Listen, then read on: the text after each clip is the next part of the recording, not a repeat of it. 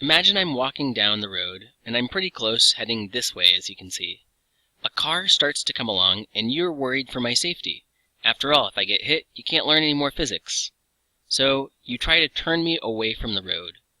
Where should you push me? If you push like this, I'll just speed up. If you push like this, I'll just slow down. To get me to turn away from the road, you have to push me like this. Let's look at that again from above.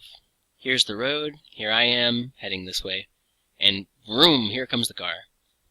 Again, if you push me like this, I speed up. If you push me against my velocity, I slow down. But to make me turn, you push me perpendicular to my velocity.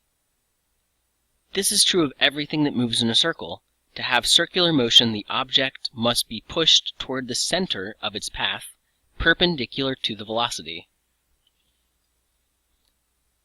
For the student to make the bowling ball go in a circle, he has to hit it at a right angle to the velocity, in toward the center of the circle. If he stopped hitting the bowling ball, it would just continue straight like this. And where is he hitting it? In toward the middle, perpendicular to the velocity. Let's visualize that in our notes. Here's an object moving around a circle. And right here, if it stopped moving in a circle, where would it go? In a straight line this way. To keep it moving in a circle requires a net force pushing toward the middle. At every moment, here, here, and here, the velocity is always at a tangent to the circle, which means if you drew a radius line, the velocity would be perpendicular to the radius line. Whenever an object moves at a constant speed around a circle, its motion is called uniform circular motion. Something else we see is the velocity is always directed tangent to the circular path. That means that if you drew a radius line, then the velocity would be perpendicular to the radius line. Finally, the net force and acceleration are always directed toward the center of the circular path. So right here, the net force would be in. Right here, the net force would be up. Right here, the net force would be in toward the middle. Why do we have net force and acceleration both in this statement? Well, remember that Newton's second law says F net equals ma. F net and a are vectors, so you get the net force vector by taking the acceleration vector and scaling it up or down based upon the mass. If you imagine the acceleration vector like this, multiplying by a mass bigger than 1 will simply increase the magnitude or the length, giving us this net force. So, because all we have is a difference in magnitude, they are always in the same direction, they are always parallel. That's why we reference net force and acceleration here, because they always point in the same direction, notably toward the center when we're moving around a circle at uniform speed. The big idea here is that an object moving in a circle is accelerating toward the center of the circle. So here I have a record, I'm looking at it from above, and it's in a record player, so it'll be spinning around, but there's a fly sitting on the record player. And the record player is spinning clockwise. So the fly is moving over to this position after some time has passed. The radius of the fly's path is r, and it's sliding over like that, some amount theta, to this new location with this new with the same radius as before. There is a concept called angular frequency or angular speed, which is the rate at which angular displacement occurs. Delta t is rate when it's in the denominator, and theta stands for the angular displacement, how much angle we sweep out. If we consider the interval of one full period, if that's our delta t, well, what's the theta, the angular displacement, in one period?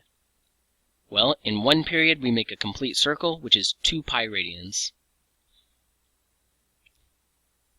Here's our definition for angular speed or angular frequency.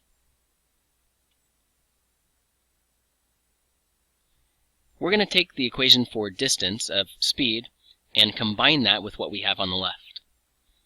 If we consider one interval of the period, what's the distance we travel during that delta t of one period?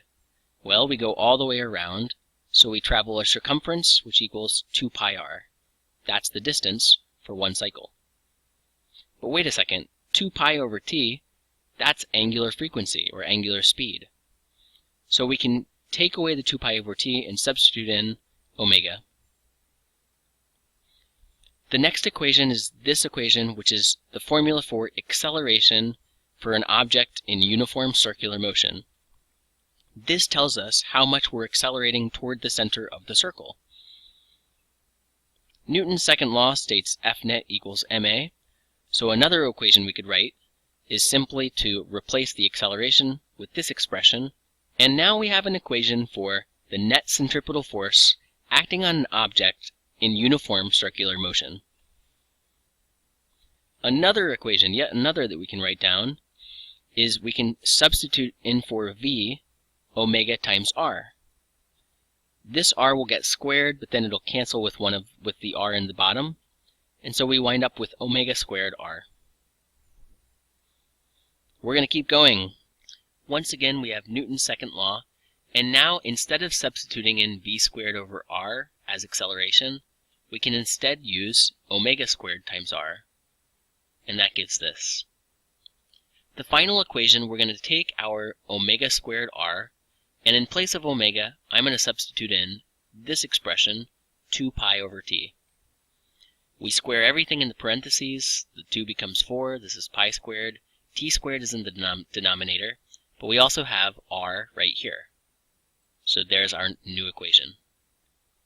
These are the formulas for circular motion, and the most important ones are these 4 on top, because the bottom 3 we can really derive easily from these 4. Let's look at which ones the data book gives us. So on the bottom I've got the most important equations, and then I added this one in. It wasn't purple, but I've added it in. And let's check out subtopic 6.1. V equals omega r. Bam, we get that one. A equals v squared over r. We get that, which is also, A is also equal to 4 pi squared r over t squared. We get this. The F net equations, we get those. So what are the equations that we don't receive? We don't receive this equation here. We don't receive this equation here, and we don't receive this one. So these 3 are the ones that we are going to have to memorize. It's easy to see that when you have, this one's easy to memorize because v equals omega r. Well, omega is units of 1 over seconds. R is meters, so v is meters per second.